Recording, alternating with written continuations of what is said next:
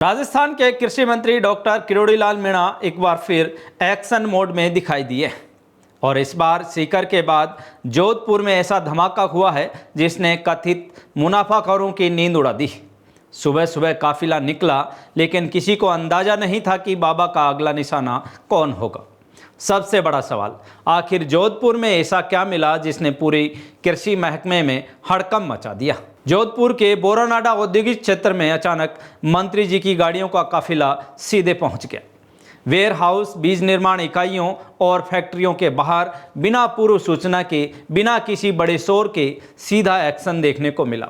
कृषि मंत्री ने खाद और बीज के स्टॉक का निरीक्षण किया, रजिस्टर चेक किए, दस्तावेज देखे और फिर शुरू हुआ एक एक परत खुलने का सिलसिला। अब जरा इस पूरी कहानी का सबसे चौंकाने वाला हिस्सा सुनिए।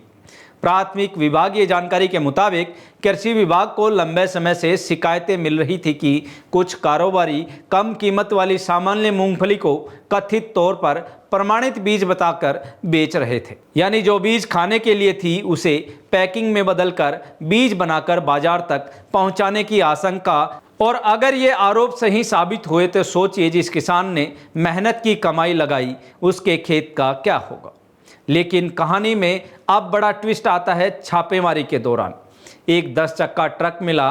प्राथमिक जानकारी के मुताबिक उसमें कथित रूप से संदिग्ध मूंगफली बीज की बोरियां भरी जा रही थी।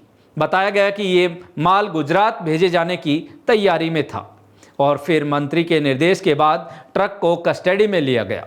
अब जरा सोचिए, मानसून सिर पर खड़ा है, किसान खेत की तैयारी में जुटा है और इसी समय अगर कोई कथित तौर पर बीज की गुणवत्ता के साथ खेल करे तो नुकसान सिर्फ पैसों का नहीं, पूरी फसल का हो सकता है।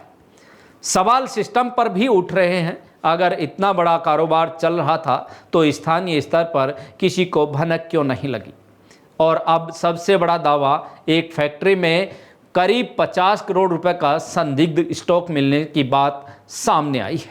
इसके बाद तत्काल कार्रवाई के निर्देश दिए गए। वहीं दूसरी जगह रिपोर्ट्स के अनुसार मंत्री के पहुंचने की सूचना मिलते ही एक संचालक मौके से चला गया, जिसके बाद फैक्ट्री को सील करने के निर्देश दिए गए।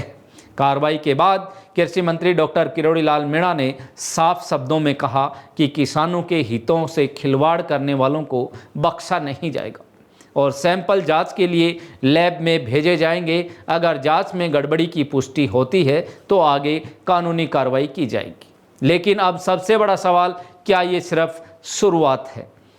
क्या आने वाले दिनों में राजस्थान के दूसरे शहरों में भी ऐसी कार्रवाई देखने को मिलेगी? क्योंकि एक तरफ किसान मानसून का इंतजार कर रहा है और दूसरी तरफ कथित मिलावट और गुणवत्ता के सवाल चिंता बढ़ा रहे हैं। लेकिन अंतिम जवाब जांच रिपोर्ट के बाद ही साफ होगा। आप क्या सोचते हैं, क्या नकली खाद बीज पर और सख्त कार्रवाई होनी चाहिए? कमेंट करके ज़रूर बताइए। वीडियो पसंद आया हो तो लाइक और शेयर कीजिए और ऐसी ही बड़ी ग्राउंड रिपोर्ट्स के लिए जागो इंडिया जागो न्यूज़ चैनल को सब्सक्राइब करना बिल्कुल मत भूलिए। धन्यवाद।